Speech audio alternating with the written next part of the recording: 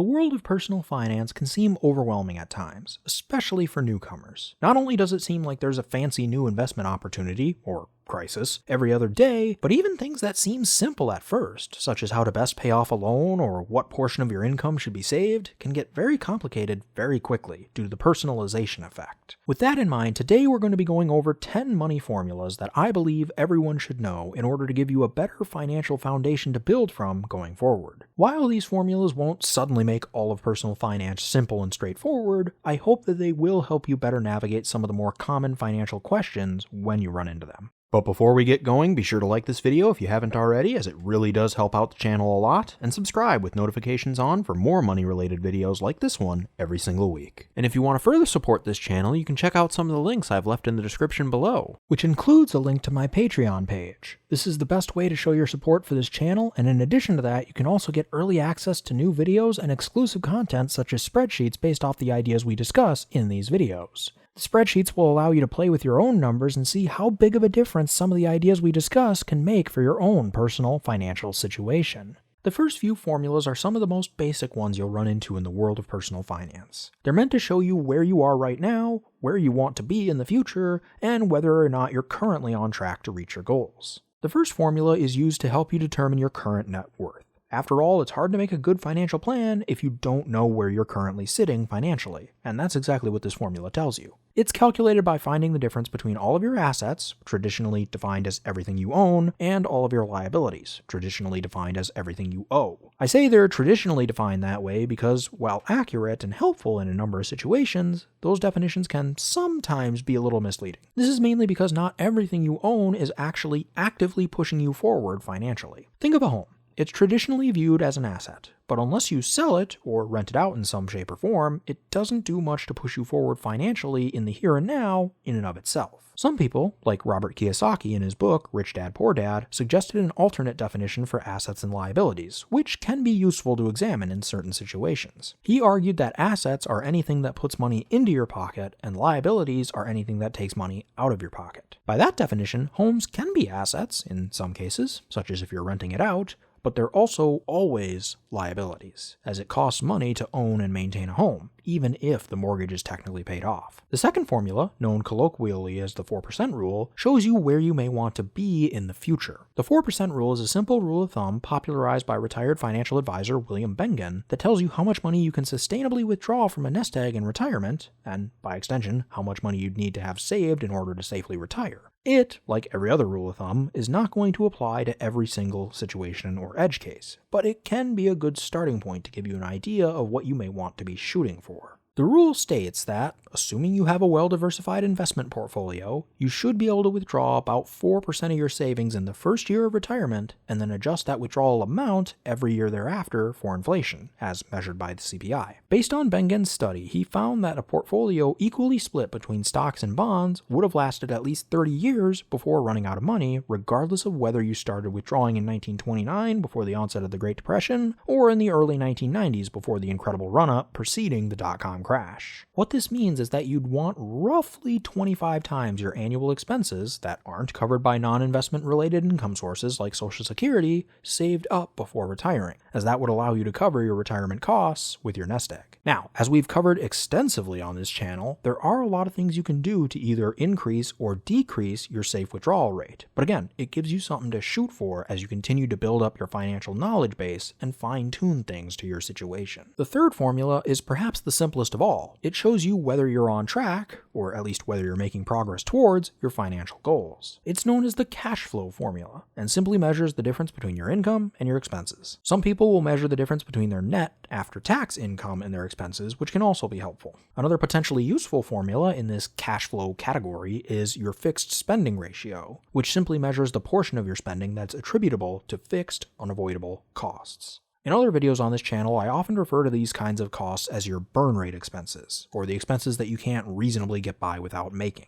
Others, like Dave Ramsey, refer to them as the four walls of your financial house. These expenses include, but may not be limited to, things like your shelter costs, rent, mortgage, property taxes, so on and so forth, food, water, utilities, transportation, clothing, and probably insurance. This is a good number to be aware of because the lower it is, the more financial flexibility you're likely to have should things really go south for a while. Related to the idea of the fixed spending ratio from the last section are the ideas of financial sustainability and risk. Financial sustainability can be measured with the financial runway formula, and financial risk can be measured in many ways, but one aspect of financial risk is your debt load, often measured by some form of leverage ratio, and the duration of said loans. The financial runway formula tells you the number of months, or years, that you could cover your expenses if you suddenly lost your job or ability to earn an income by comparing your liquid monetary assets, in other words, not including things like the value of your home or car that might be difficult or costly to sell quickly, to your monthly or yearly expenses. And while not exactly the same thing, you'll sometimes hear this idea referred to as a liquidity ratio due to its similarities to the accounting measurement used in the business world. The difference is that the liquidity ratios tend to measure the ratio of the business's liquid assets, or a subset of them in the case of the cash or quick ratios, relative to its short-term liabilities, whereas one's personal financial runway doesn't care about whether a liability is short or long-term, or really whether an expense is a liability or just a discretionary purchase. They're all treated the same in the formula. You could also modify this formula to look at just your burn rate expenses to give you an idea of how long you could last if you really hunkered down.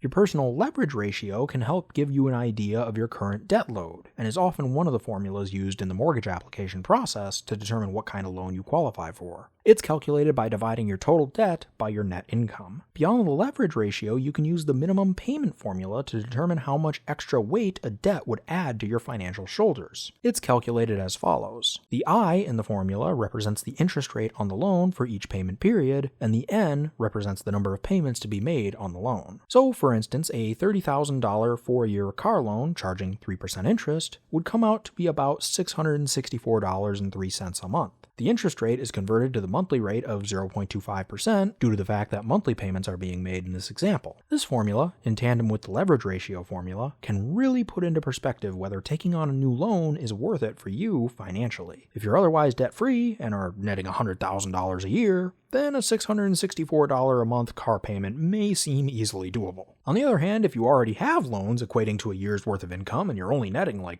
$40,000 or $50,000 a year, then adding a car payment of this size may not be the best move. Investing-related formulas could be a whole video onto itself, but for today, I'll keep it to some of the more common ones. Perhaps the most common family of investing formulas is the return on investment tree. Return on investment can be measured in any number of ways, from the short-term changes in the investment's price and income figures to the combination of all forms of financial growth known as the investment's total return. You can also measure things like compounded returns over time, or inflation-adjusted returns over time. The short-term returns are fairly easy to calculate. If you're looking at price changes, you can simply take the price gain, or loss, on the investment divided by the original price of the investment and multiply the ending result by 100 to get a percentage. So if Apple stock was worth $132 a share a year ago, which, at least at the time I'm recording this in December 2021, it was, and it's trading at around $170 a share now, its gain would be $38 per share, and its price return would be about 28%, as shown here. For total returns, you can do something similar, except instead of dividing the price gain by a prior price, you divide the current gain, or loss, on the overall value of an investment by a previous value of the investment, and then multiply it by 100. So if you had invested $10,000 in Apple stock a year ago, you'd have benefited from that price growth, but you may have also earned a small amount in dividends. Based on the figures at the time of this recording anyway, your $10,000 net worth would have grown to a bit under $13,000 today, meaning that your total return would be just under 30% for the year, which is really good. Long-term compounded returns get a bit trickier, but it is still fairly manageable using the formula you see on your screen now. The A represents the ending value of the investment, the P the starting value of the investment, or principal, the R is the annualized rate of return on the investment, and the T is the time you'll be invested. This is usually measured in years, but can sometimes be measured in months or even days. And finally, the N represents the number of times per period, as measured by T, that the investment compounds. So if T is measured in years, like it usually is, N indicates how many times per year the investment compounds. If T is measured in months, then N represents the number of times the investment compounds per month.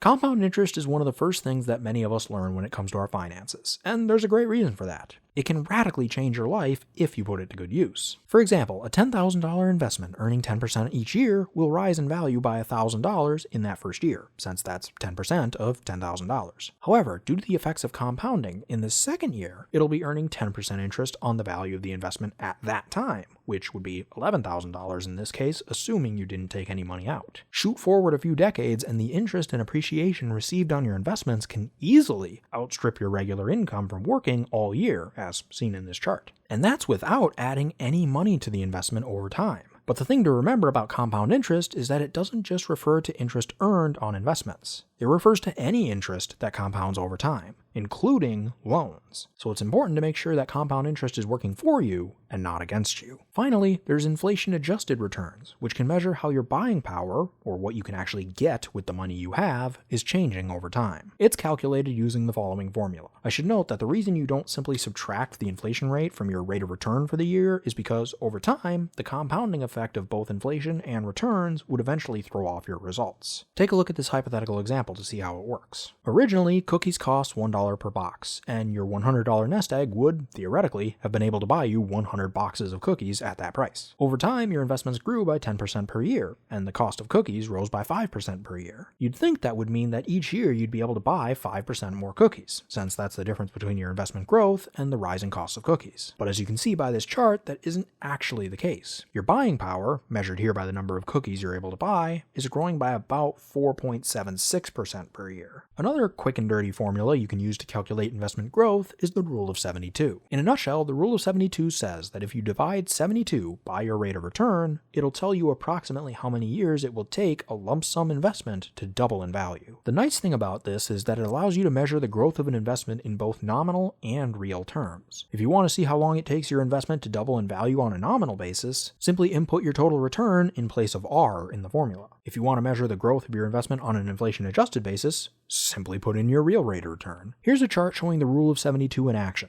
using a $10,000 initial investment and return assumptions of 6%, 8%, and 10% per year. The downsides are that, obviously, most investments don't produce returns that are this consistent, so the growth of your net worth isn't likely to follow this exact path, even if it does end up at roughly the same point by the end of the time frame. And the formula doesn't do much to tell you how long it would take an investment to double in value if you were regularly adding money to it, like we often do with our 401ks and IRAs at work. Here's how the same chart would look if we were regularly adding $500 a month to our investments. And finally, we get into a couple of the more perspective-based formulas. These are always fun, as they can really make you see your financial decisions and situation a little bit differently. There are many formulas that I could have covered in this section, similar to the investing section. They could realistically fill their own video, but I decided to go with the money as hours of life equivalent formula and the lifetime wealth ratio. The money as time equivalent is a family of formulas that try to convert your financial decisions in such a way that you're measuring the time cost of the decision as opposed to the financial cost of the decision. For instance, if you're taking home $36,000 a year, or $3,000 a month,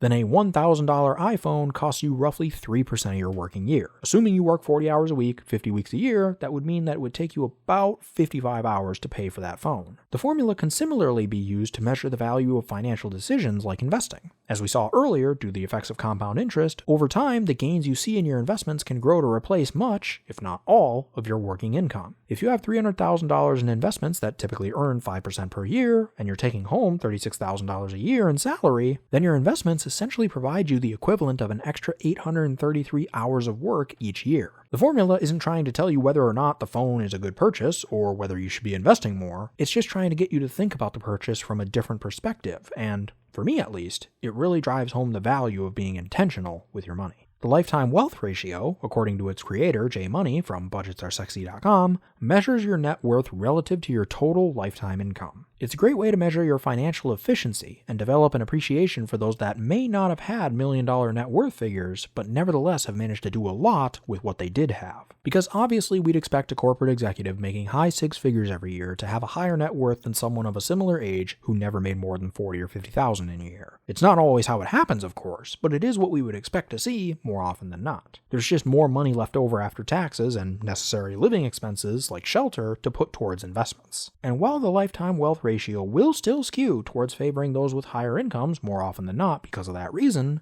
it does at least give us a little bit of a better perspective on how efficiently someone turned their income into financial wealth. So those are 10 money formulas that I feel everyone should know. Obviously, this list isn't exhaustive. There are some areas that are hardly, if at all, touched on, such as formulas related to running a successful business, like profit margins, break-even points, liquidity and solvency ratios, so on and so forth. But this should give you a good foundation for a simple financial life that you can get by on, and hopefully build on, going forward. It gives you an idea of where you are and how you're doing right now, financially. It gives you an idea of a target to shoot for going forward, all while getting you to think about financial risks and sustainability and illustrating the power of intentionality, persistence, perspective, and time. But that'll do it for me today. Once again, if you enjoyed this video, be sure to smash that like button if you haven't already, subscribe, and hit that bell next to my name so you'll be notified of all my future uploads. I generally upload every single Monday, and if you have a friend that would be interested in this kind of content, be sure to share it with them.